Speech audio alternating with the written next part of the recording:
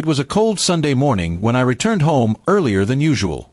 I had been on a short business trip, and I wanted to surprise my wife, Sarah. I picked up her favorite breakfast on the way and smiled the whole drive home, thinking of how happy she'd be to see me. But the moment I stepped through the door, something felt wrong.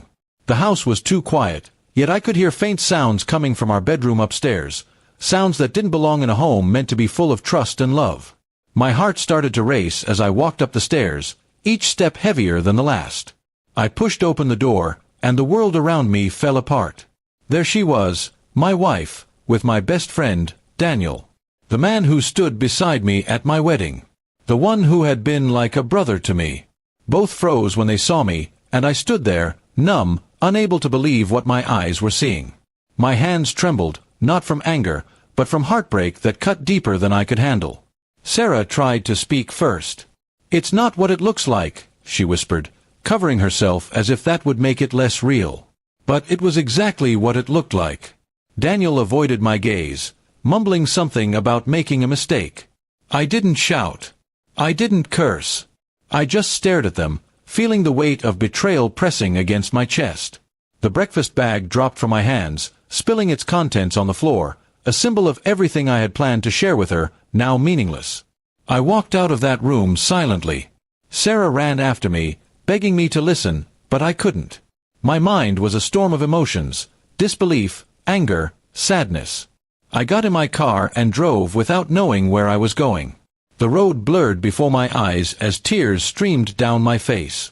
All the memories of our years together, the laughter, the promises, the plans, replayed like a cruel movie I couldn't turn off. That night, I sat in my friend's old cabin by the lake, staring into the water. I didn't sleep. I kept thinking about how easily both of them had thrown away everything. By morning, my pain had turned into something sharper, not hatred, but determination. I didn't want to fight, but I couldn't let them walk away without understanding what they'd done to me. Over the next week, I acted calm. Sarah thought I was ready to forgive her, and Daniel assumed I'd let things fade. I invited both of them to dinner under the pretense of wanting to talk things through. They agreed, thinking I was finally moving on. What they didn't know was that I had already spoken to Daniel's fiancée, Emily, the woman he was supposed to marry in a few months. She deserved to know the truth too. When the evening came, I prepared a quiet dinner. Sarah dressed up as if everything was fine again, and Daniel arrived nervously.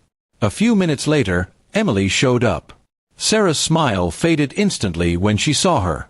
I handed Emily my phone and played the short recording I had taken that morning. I caught them. Silence filled the room as the truth spilled out again, this time in front of everyone. Emily's eyes filled with tears, and Daniel sat frozen, realizing his double life was over.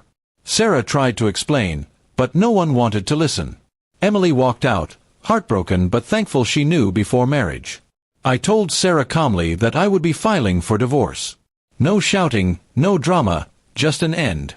I had already moved my things out of the house and transferred my share of savings to a separate account.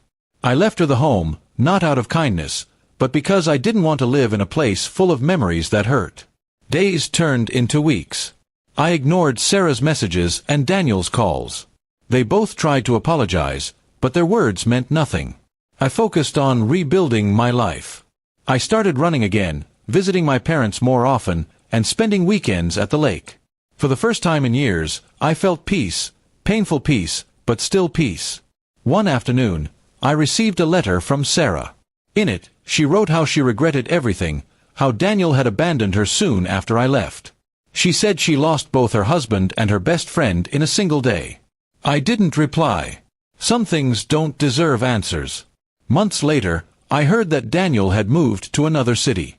I didn't care. My heart had already closed the chapter. The pain didn't vanish completely, but it taught me something priceless. Never to ignore red flags, never to give trust blindly, and never to lose yourself while loving someone else. I built a new life slowly, surrounded by people who truly cared. I still remembered Sarah sometimes, not with hate, but with sadness for what could have been. My revenge hadn't been loud or cruel. It was simple. I let her face the emptiness she created. In the end, I realized the best revenge isn't to destroy the one who hurt you, but to rise above them, stronger than before.